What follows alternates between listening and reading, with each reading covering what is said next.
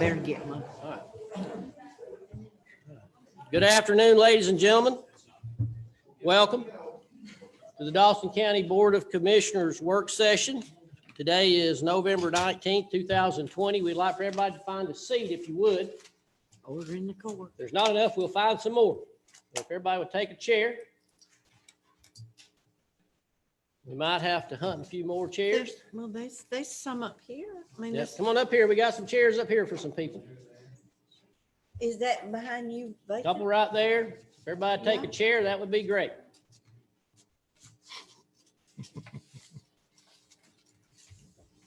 You got to stay on the good side of the fire marshal, so everybody find a chair. He's back there. And the sheriff, who's back there too. All right, thank you for that. Welcome to everyone who's here and everybody who's watching us online. We appreciate your attendance with us today. We'll start out with new business on the work session. First up, we have presentation of request to replace the sheriff's K-9 kennel office. Sheriff Johnson, come on up, sir.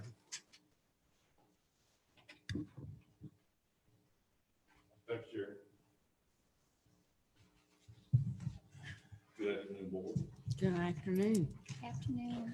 I come to the, today with a request. Basically, we're wanting to, you may or may not be familiar with the K-9 kennel office. It's Where just is it, adjacent. Jeff? It's on the back side of the new vehicle maintenance shop. Oh, okay. And it's in bad need. I'm not going to tell you that we've been working out of it, because honestly, due to the mold, due to the floor, due to the roof, it's a single wide facility. It's about 20 plus years old.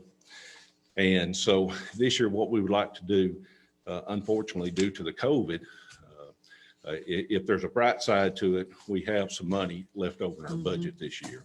So we would like to take that money, part of that money, and replace that facility out there. So what we would like to ask you to do today, board, is to approve the budget for it. We're estimating roughly approximately $80,000 approved for the existing mobile home, which is valued at approximately $8,000 to be removed and disposed of per your desire, and to approve purchasing to release an IFB for the project. Questions for the sheriff? And Sheriff, you said that money you already got in the budget. Yes, It's in your budget. that's right. And how old is it? Do you remember? Did you say how old? It's It's 20? The one that's there 20 now, plus? yes, ma'am, at least 20. Or better. Right. What does it house, Jim? What's in there? What's in the, do you keep your dogs in there? Well, there's an adjacent kennel. Okay. Basically, it's a structure with some kennels there, but this is basically a single wide mobile home that was pulled out there many years ago to be used, intended, and at one time was used for an office building. Oh, okay. But unfortunately, and I did not put this in your packet, but our floors, there's plywood over the floors where the floors are falling in. There's mold issues, there's heating and air issues.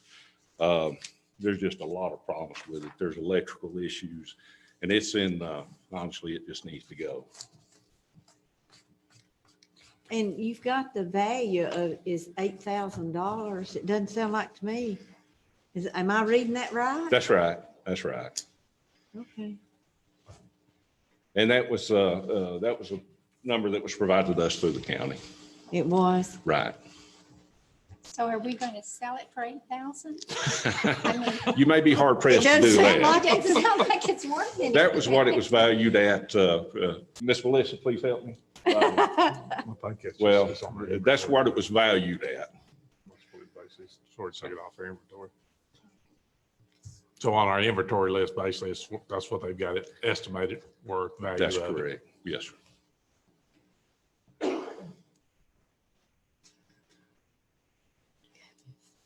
So do you know that you can do this for 80,000? Because I noticed you're wanting to do a bid, so This facility we're looking at, Ms. Fawcett's in Gainesville. The building is there. oh, so, okay, so Yes, ma'am. you got something in mind. That's correct. Okay, Yes, ma'am. It's there. It has been used before. It has been remodeled. It's set up to allow, I believe, for 6. We would be able to house 6 offices there, as well as restrooms and potentially an interview room. Mhm. Other questions for Sheriff Johnson?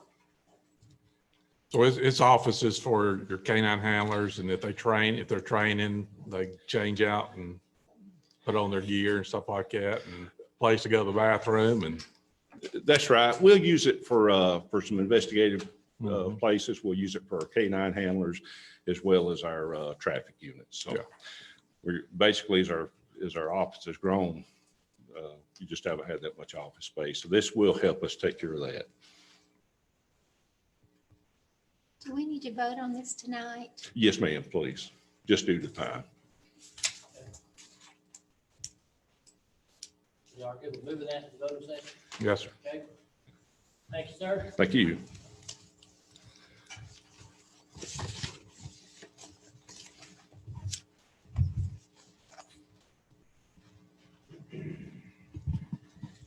Next up, we have presentation of IFB 371-20 Standby Road Striping Award Recommendation, Public Works Director David McKee and Purchasing Manager Melissa Hawk. David.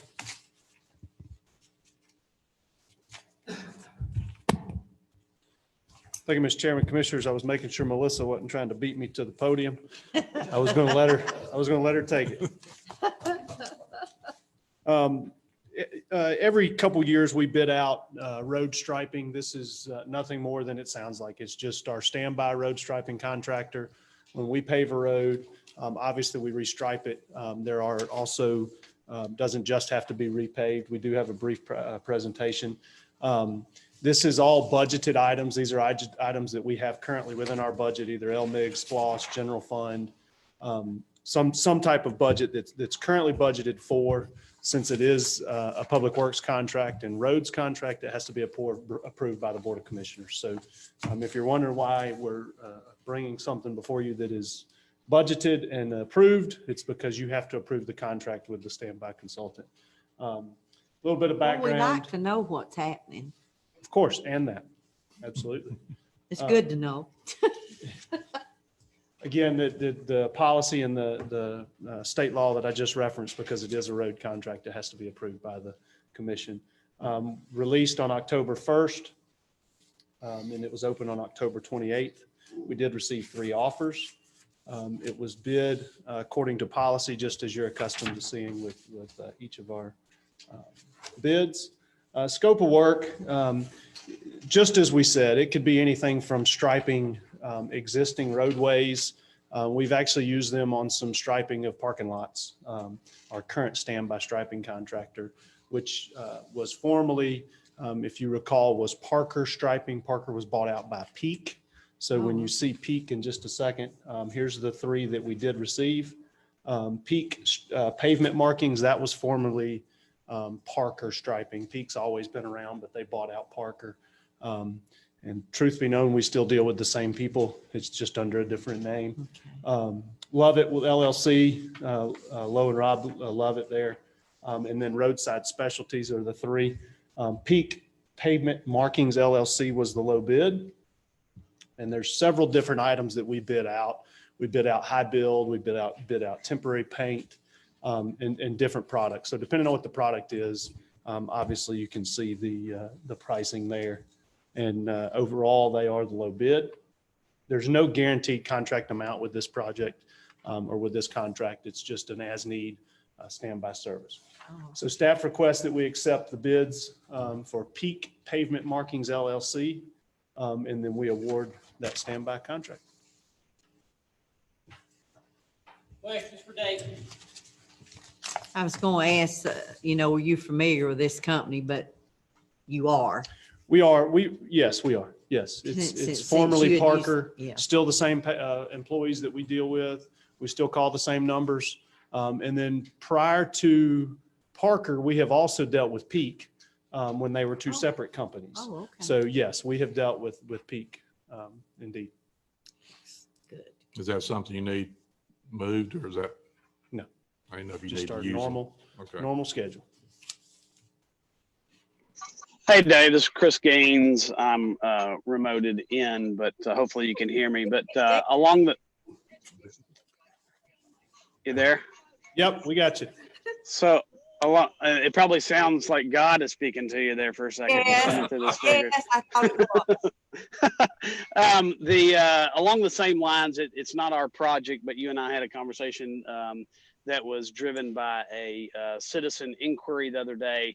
And if you could, while you just have a moment and we're on the topic of striping, even though it's not ours, the State Highway 53 that just got repaved, could you just let the people know that are watching there live as well as online what that process is, because there is not striping there now, but it is coming. So it'd just be good if you touched on that real quick while we're on the topic. Absolutely. I'll tell you what the process is and then what DOT's told me. And you are exactly right. That is a state route DOT's project. So we obviously don't dictate what happens. So it's not only 53, but also State Route 136. They put edge line rumble strips and center line rumble strips in on the existing asphalt. That's a safety project. As you can imagine, when they put those in, the current striping goes away. Then they temporarily stripe it. They put a fog seal, so what looks like something that's wet on the center line. It's a fog seal. That fog seal has to sit for 15 to 18 days. Typically in day 15 or 16, they'll come back with thermoplastic striping. And what you see out there now is a temporary striping. Any day now, I would expect to see crews out there with thermo. And that's not necessarily weather dependent. So we should see it come back and everywhere where you have seen the safety rumble strips ground into the asphalt, they'll put the thermoplastic striping down. That's taking the place of those little gold looking. Yeah, the raised pavement markers, they'll Whatever use you call both. Oh, they do? Yeah, I thought maybe it's getting rid of them because those usually wind up in the ditch. as soon as you grade it with snow. Yeah. It What does. this is safety. It's attempt to keep people from crossing center lines. Well, it'll wake you up. It absolutely does. It's doing its job, at least for me. Other questions for David?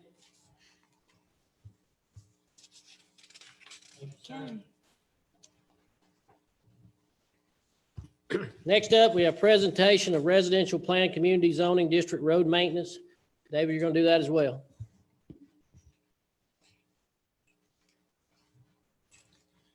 I will. Thank you again, Mr. Chairman.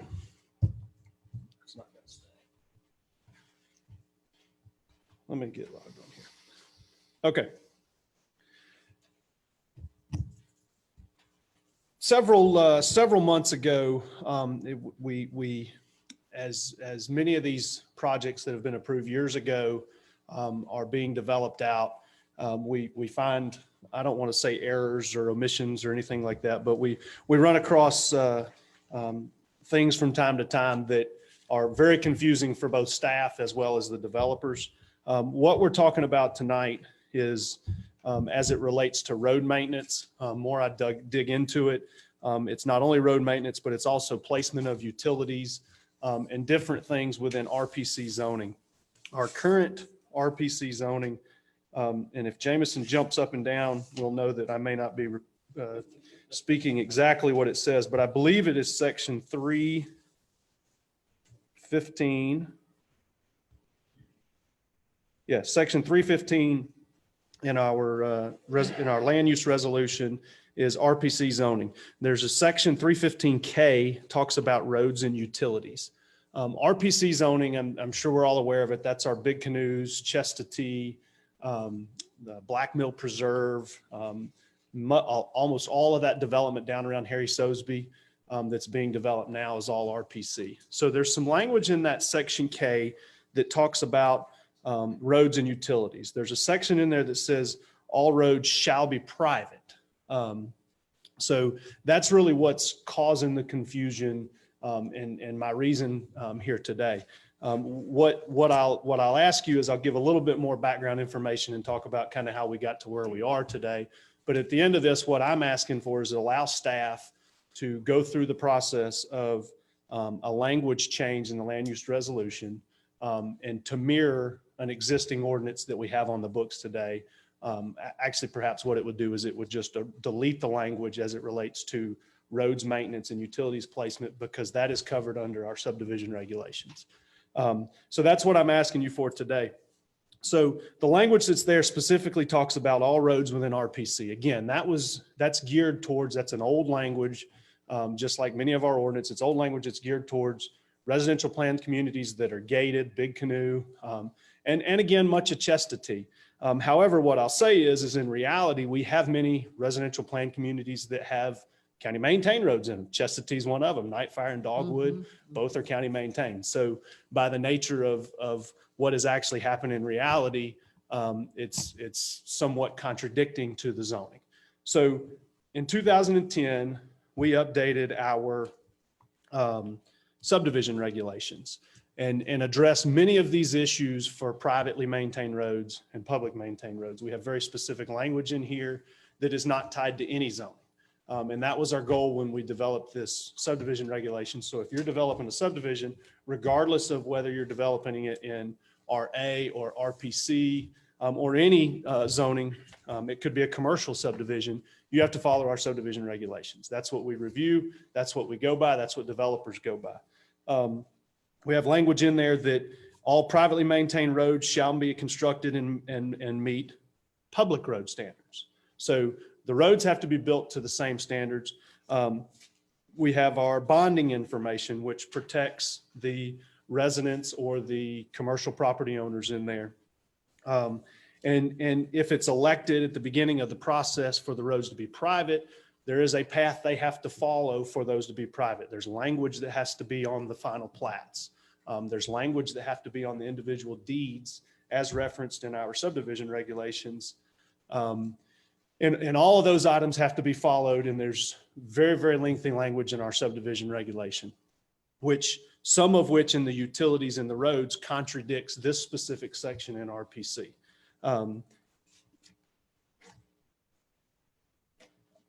I addressed the bonding, the certificate of development package, which basically addresses the inspection of all of those roads. So as staff has worked through a lot of these developments that are occurring now, we have several that are beginning to come online, meaning they've come to the county and said, we're ready for you to come inspect our roads. Here's my final development package. To start the process, either A, of bonding, or B, at the end of the bonding period, we're coming back full circle through some of these items. And we found the discrepancy in this particular piece of language.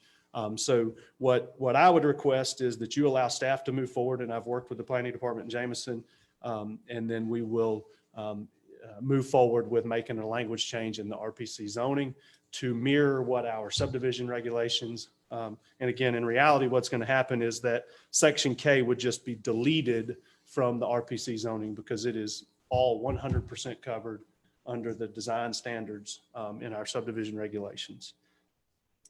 And I'll attempt to answer any questions. Questions for David? So I guess if we take out the shell, it's still up to the county. You'd still come before the board to accept a road in our system. Yes. So we still had to, even if it didn't say shall or should or must or could or whatever, we still have the opportunity to vote to take that road in or out. Yes, even under our subdivision regulations, if it's built and developed to the standards set forth, we inspect it, everything happens. We still have to bring that asset to the board and say it's met all of the subdivision regulations. We want you to accept this into the maintenance program. We've done that on a number of roads over the years. So yes, it still has to come before the board. And the board will have the pleasure at that time. Okay. And this does, since it is a zoning language change, it does require 2 public hearings. So this will be heard before the Planning Commission as well as heard before the board.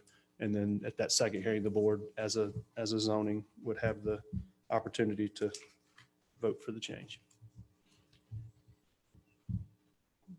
Other questions for David? Thank you, David.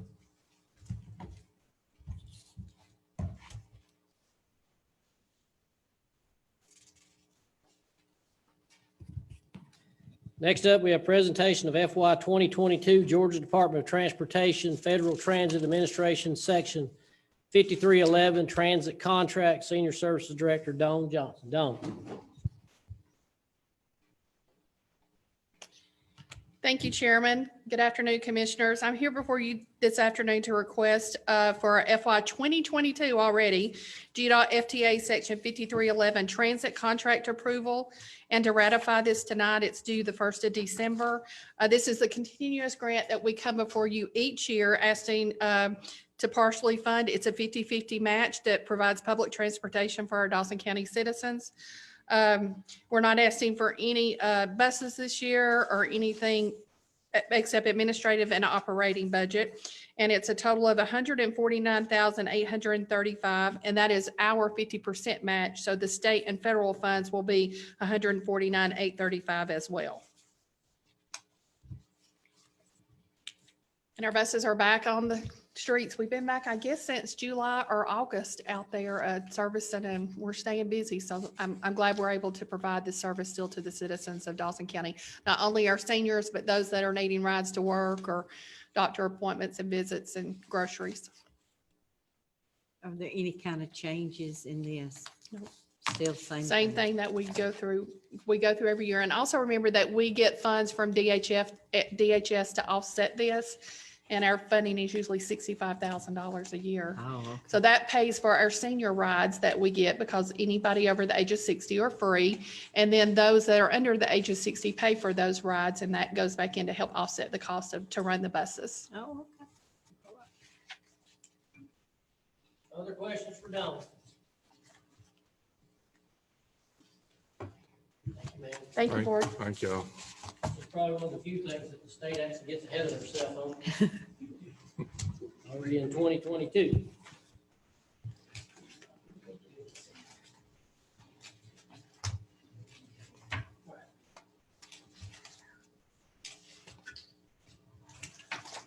Next up is the presentation of proposed 2021 budget, and I'm going to be doing that. And we're ready to go here. All right.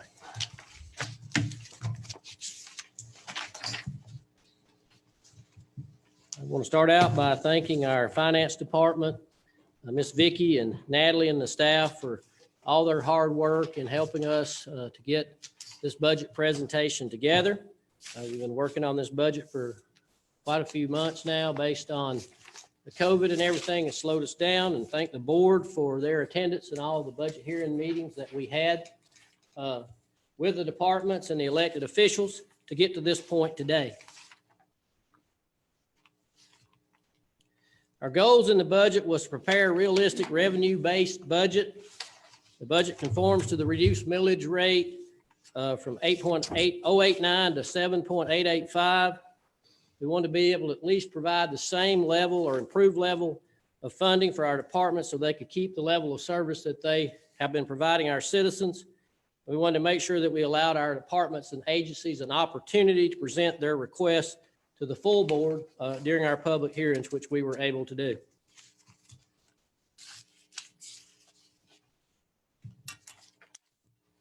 Some of the challenges that we had in this budget, as you remember, over the last few years, we've had a couple of salary studies that we've done.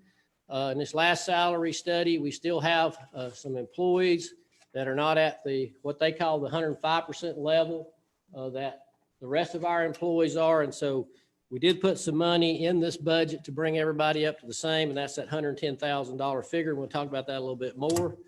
We saw some health increase cost that we worked through during the enrollment phase. And then of course, some increased operational needs of multiple departments. And so we worked through those to get to where we are today. The general fund, that's our main operating fund of the county. That's where all the operation and maintenance takes place for our departments and our elected officials. And property tax provides 40.05% of the revenue that we use in our general fund. Where did we start from? Well, we had general fund requests from the departments and elected officials of $31,436,327. Our original 2020 budget was $29,900,000+, and that was an increase of $1.5 million from the prior year original budget. In this budget, we had over $1.6 million in new personnel and salary change requests that we looked at and heard from our different departments. And in our current FY 2020 budget stands at $31,310,000. And the change from that original budget to the amended budget is due to the salary increases that the board approved in an effort to make sure that we could maintain a quality workforce and to keep our people here.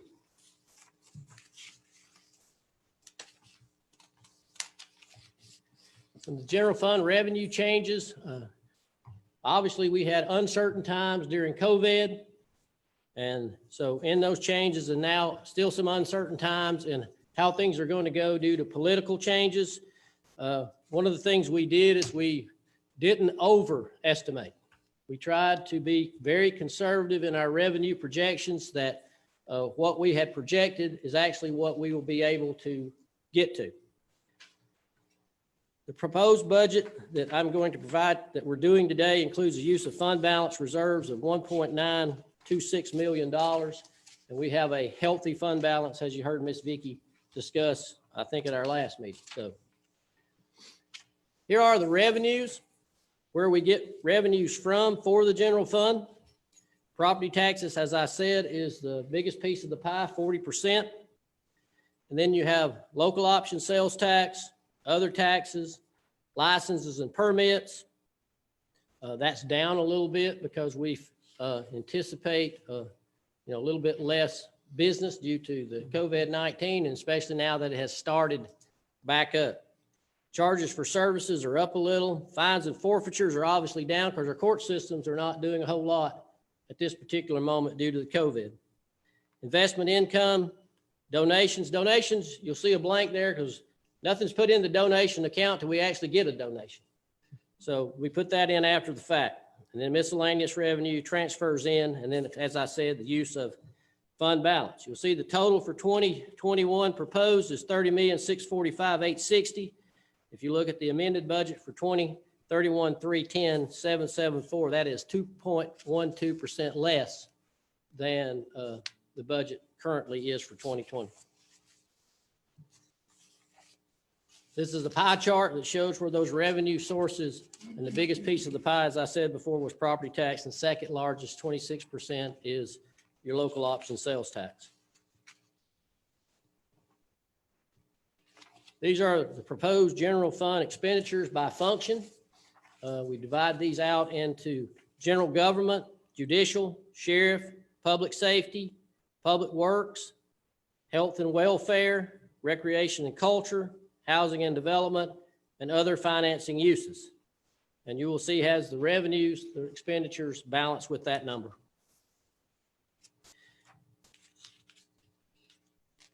One of the things that I will just bring you up to date on, if you look at public safety, which will be fire and EMS, you see a huge difference in those two numbers.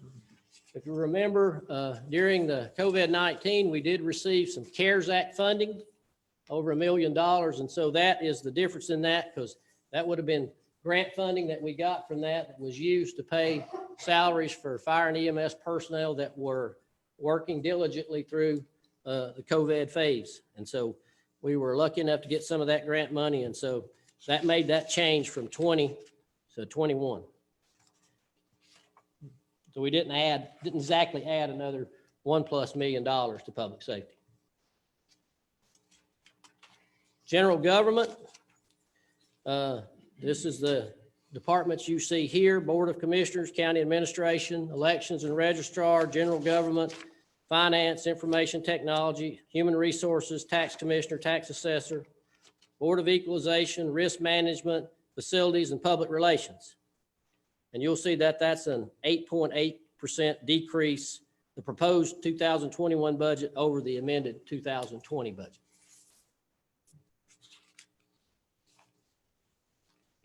Next category is judicial. That's our court system, Superior Court, Clerk of Court, district attorney, magistrate, probate, juvenile, and public defender.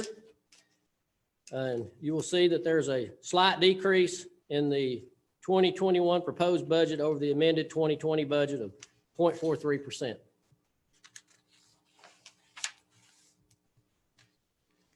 Next up, we have public safety.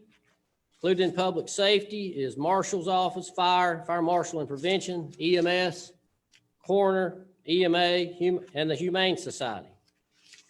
Now, if you look at the amended budget there, it shows $4.3 million. This is where the CARES Act came into play. So there's where a lot of that difference is. Another thing, in reference to fire and EMS, in 2021, we will assume the entire SAFER grant of the 9 personnel that we got through that SAFER grant. That grant has expired at the end of this year. So we will be funding the entire 9 positions, where this past year we funded 65% of that, and 35% of that was funded through the grant. So that was some of the change there as well. Sheriff's budget. Sheriff has his main budget, the K-9, the jail, school traffic management, school resource officers, his donations account, sheriff, court services, and special event officers. Slight decrease in sheriff's budget of 1.95%. Sometimes you'll see that there are some single item purchases that make changes in some of these budgets going forward. Public Works. Public Works includes the administration and the road department, and 3.3% proposed budget for those 2 departments from the 2020 amended budget.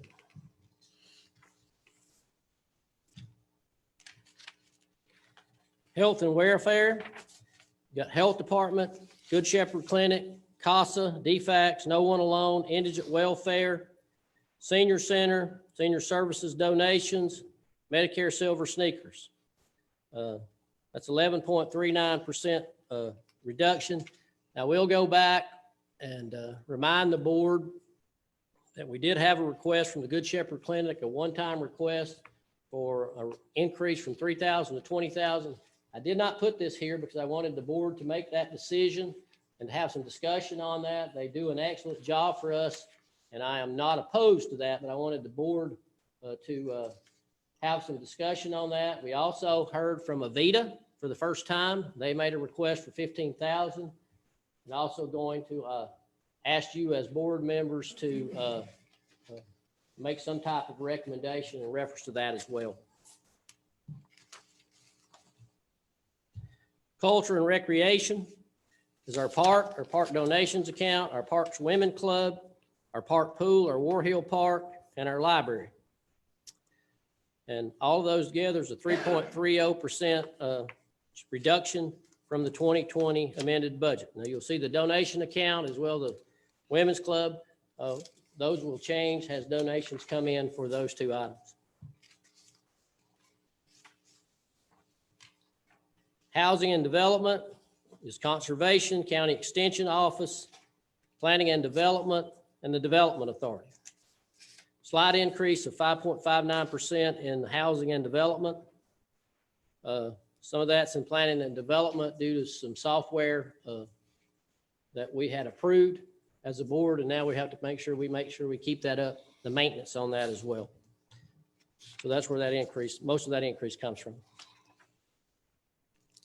Other finance and uses, we transfer out to Family Connection, transfers out to grants, transfer out to CARES Act grant, which was a one-time thing that we got. And you can see there, we got 1.196 million, and you'll see that there's no money in the 2021 budget because we haven't received any of that. So if there is another stimulus package and the county receives some, then obviously that will change, but that's not something that is currently on the table.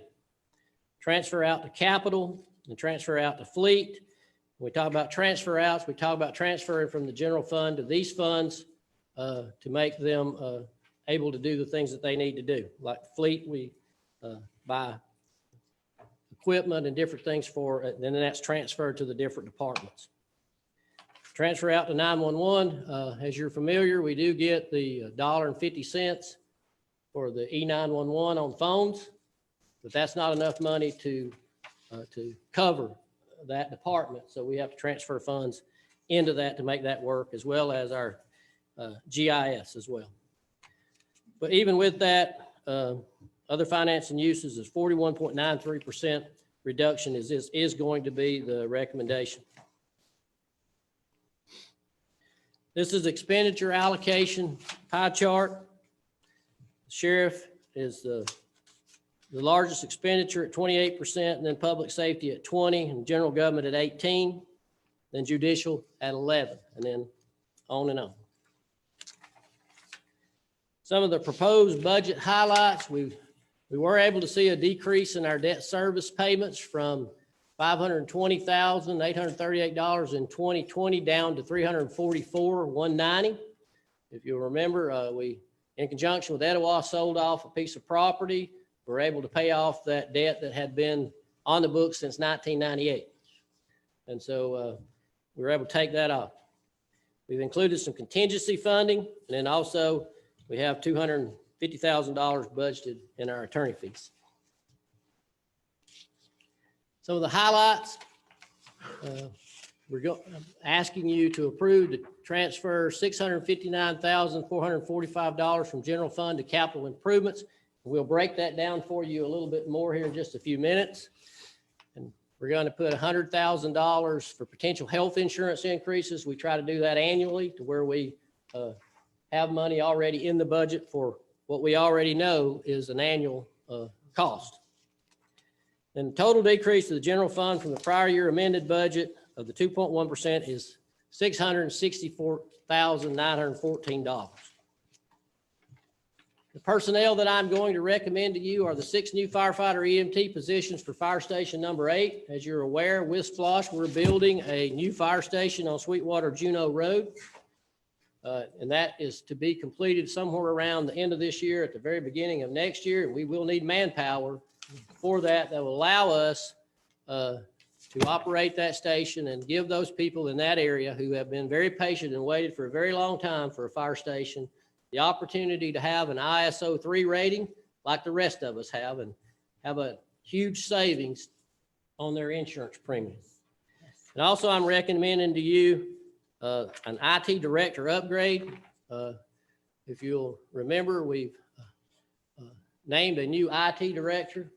And this upgrade will get him in line with our other department heads.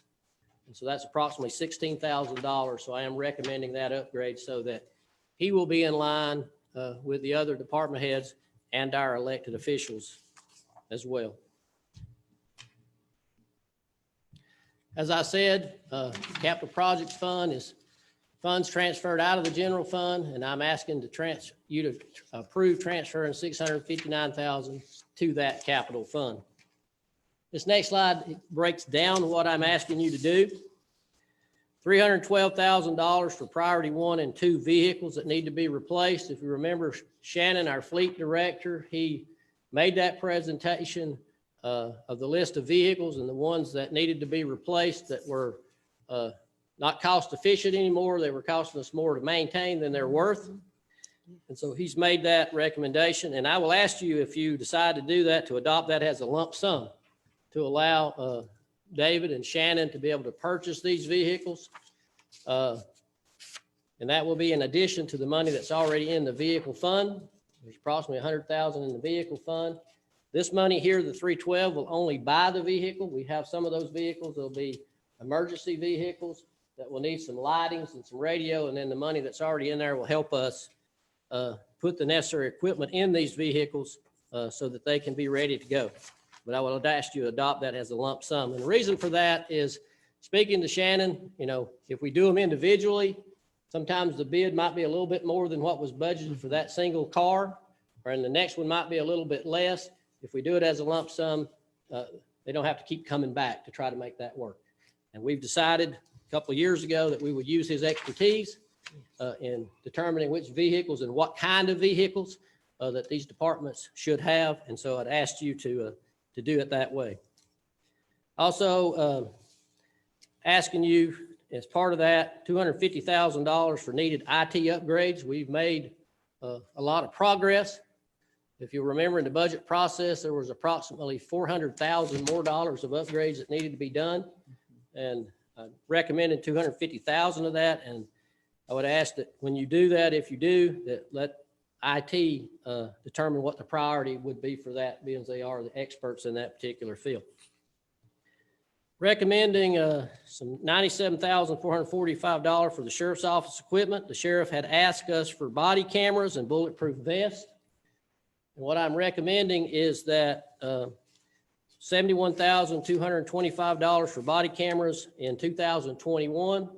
And then again, in the 2022 budget, I'll be coming to you for the same amount, because he had asked for 140 plus thousand. We had discussions, if you remember, with him. We talked about not buying them all at the same time so that they wouldn't all go out at the same time. So we wanted to try to split that so that when they need to be replaced, they wouldn't all have to be replaced at the same time. I'm asking you for the full amount that he requested for bulletproof vests, because that's a safety factor, and we want to make sure that our personnel are safe. Splosh 6, we're in the final year. Our 2021 will be the final year of our Splosh 6, and the budget for that in 2021 is $8,985,000. That will run out June 30th of 2021. Some grant transfers and the different grants that we deal with: VOCA Treatment Court, Family Treatment Court, K9, Heat Grant, VAVA, Bulletproof Vest Grant, Georgia Forestry, EMPG, LMIG, Legacy Link Respite Care, Transit, and then some other potential grants. As you can see, we've done very well with grants. If you look at the dollar amounts and the total there, the county match is $882, and the total grant awards $2,420,000. So that's about 3 to 1. So that's a pretty good return on the money that you're investing. This next slide is all the funds that you'll be voting on. Obviously, the general fund is the day-to-day operational fund, the one we just went over, but these are all the other funds that the county deals with. The date fund, the jail fund, the crime victims fund, the law library, family connection, inmate welfare, DA forfeiture fund, sheriff's confiscated assets, E911. If we get more CARES money, then that fund will be there. Grant fund, hotel motel, Splosh 6, capital projects, the Pauline Ivy Senior Center, and as you'll see, no money there because that's completed, but it was in 2020. GIS fund, solid waste fund, fuel and fleet fund, inmate escrow, and impact fees. You'll see that in 2020, that was a $56 million overall budget. This year, we're looking at $47,083,000, a decrease of 17.24%. In closing, once again, let me thank all the department heads, thank all of our elected officials. Special thanks to Finance, Miss Vicky and her staff, for all the hard work that they do in getting us to this point. Thank you, board, for your willingness to come and sit all day as we have budget hearings. We will have 3 public hearings on the budget. The first one will be in our voting session today, and then 2 weeks from now, we'll have one at 4 o'clock, and again in our voting session on that day to hear from our citizens. I would tell you, board, that please take a look at this, make any recommendations that you would like to do, any changes, and the board will discuss those, and we will come up with a final budget to adopt so that we can meet the service needs and deliver the services that our citizens need. If you have any questions at this particular moment, I'll be glad to answer them.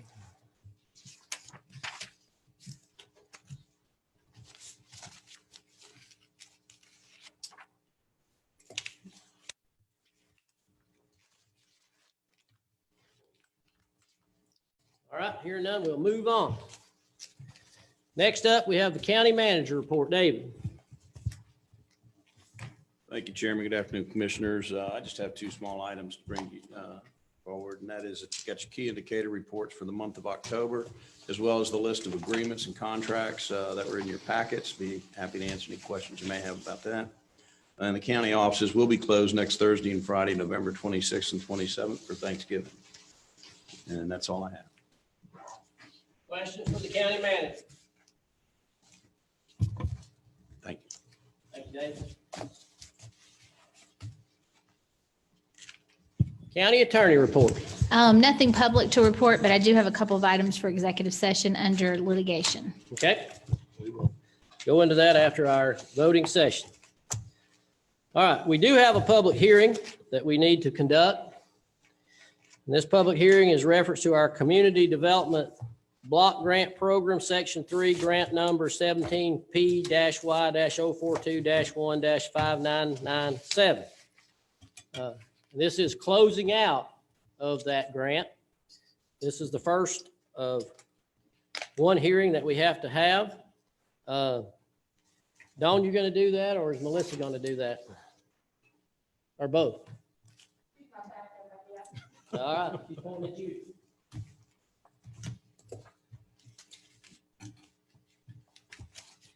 Wow, I guess it's been 2 years since we were blessed when we came in here and received that check, and look where we are now. So if you hadn't have a chance to come out and visit us, please do. But no, we're going to take your temperature when you come in, okay?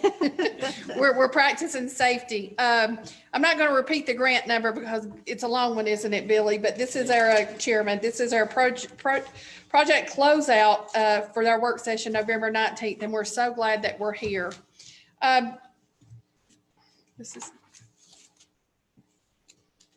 So this is just a front of our front building with our cars where we deliver our meals every day.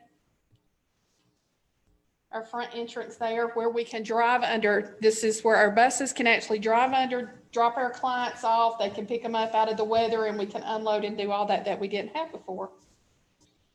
This is our reception area out in the front.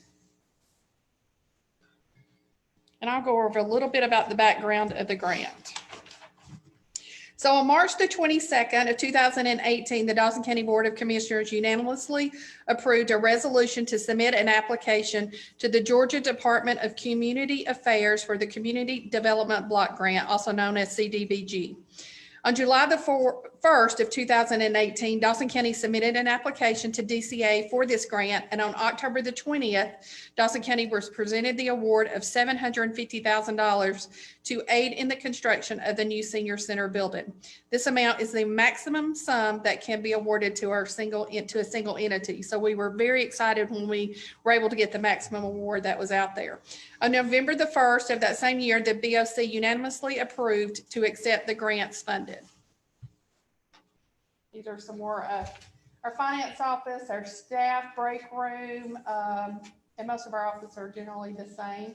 Our respite areas and waiting areas, and this is where we do our foot care for our seniors in need. A little bit about the background. So the Ivy Trust, in 2017, the county was blessed to receive that donation from the Ivy Trust in the amount of $945,014.90. This act of kindness led to the dream to extend the senior center services into a second building next to the Margie Weaver Senior Center. This will allow us to expand our services and prepare us for the future growth. The new building will be named the Pauline Stevens Ivy Center Senior Life Center. The current building will maintain its name in the memory of the commitment and dedication of Margie Weaver to the county and to its citizens. And this is the dementia room that we're so excited for. They have their own front porch. And these clients come in right now 3 days a week. They stay in this room, and they're able to get away from the family that has them 24/7. It gives them a little bit peace of mind, and we're able to help them and try to keep them with us as long as we can. Here's our front porch where everyone's got places to come see it. So the space usage for this new building. We have a large multi-purpose space, a large kitchen, game room, office space, the lobby, lavatory facilities, the nurse's office, and that respite room. This is some of our state-of-the-art kitchen. We're able to get all of our meals out. We're about doing almost 90 a day now to our homebound and out there.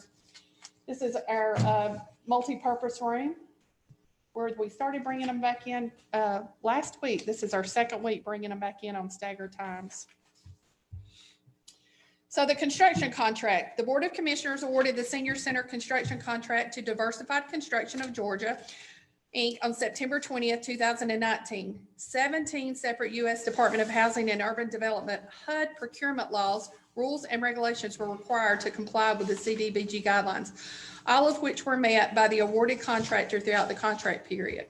The fulfillment of contract requirements began on October the 21st, 2019. 21 subcontractors were utilized for the construction of the new senior center building, all of which met the requirements that were placed upon them by the HUD requirements. When you look at 21 subcontractors were used in that building, Ms. Melissa Hawk had to talk to all those individuals and work with those and make sure that all of those individuals had everything they needed to fulfill this grant. The contract scope of work as well as the closeout of the project has been completed within the CDBG guidelines. And this is the canopy that we are so graciously appreciative that the board added after we had took it out, and that so that the seniors can go from one building to the other building and not be out in the environment. So the beneficiaries of the new senior center, we currently have 55 citizens on the roll for our congregate meal group. That's our group that comes to the center on a daily basis, with 20 to 30 of the 55 meeting at the senior center when we will eventually open back up in full force. The meals provided meet the dietary guidelines for Americans, and a minimum meet 33 1/3% of the current daily recommended dietary allowances. 16 clients are currently being serviced during the COVID-19 pandemic. The senior center currently has 93 citizens on the roll for home delivered meals, which are all currently being serviced during the COVID-19 pandemic. We're either giving them a hot meal or a frozen meal 5 days a week. There are currently 10 new clients awaiting approval by Legacy Link to begin receiving home delivered meals, and this changes daily. We might have more one day or less the other day. It just depends on the needs and when they get a hold of us. The meals within this program meet the standards as the congregate meal group requirements. Legacy Link is our designated by the Georgia Department of Human Resources as our area on aging for Dawson County, as well as the other 12 counties within our region. In total, the new center could be utilized by 138 seniors today. We anticipate that this number could grow to approximately 200 as our population continues to age with our baby boomers, and with up to 420 clients using both buildings at different times. This is our game room. It's just on the outside, and it has some waiting areas as well. We're going to play cards. There'll be a computer in there, a puzzle room. And that's some of our outside, and I will be happy to answer any questions. But before I do that, I just want to thank, this was a project that took a lot of people. And first of all, I want you, when you come to see our sign out front and see our picture of Miss Ivy that we've got placed in there, and we're working on doing a ribbon cutting at open house, that Melissa Hawk and Vicky, our CFO, and all their staff for everything they had to do to get this grant approved. And it was a lot of paperwork and a lot of time. David McKee and our project supervisor, Brian Young, for all their hard work. James Talbert and his crew, especially Chris Cole, he was with us there at the end every day, what we needed to get in that building. And county manager, David Hedlund, and of course, Kristen Clyde and all the board. And I know, Billy, it's something for you. I mean, we've been there a long time, haven't we? And to see our park is changing, I appreciate, and I appreciate you seeing the need to revitalize our park. Any questions? Questions for Dawn before we open the public hearing? Good job, beautiful. It's, I walked through it several times, and like you said, everybody did a great job. Yeah, we are. It's something for our community to be very, very proud of. Thanks, Dawn. All right, with that, I will open this public hearing in reference to the Community Development Block Grant Program closeout. Is there anyone here who would like to speak in reference to the Community Development Block Grant Program closeout? Anyone? Anyone at all? Hearing none, I'll close that hearing. Board, I would say we'll need a vote from you to accept the closeout documentation and stuff to get beyond this grant and the things that we had to do for the federal government. So what is the pleasure of the board? Chairman, I'll make a motion to approve the closeout documents for the grant. A motion from Commissioner Satterfield, Second. second from Commissioner Gaines. Oh, I forgot about him. Discussion. Hearing none, please vote. Aye.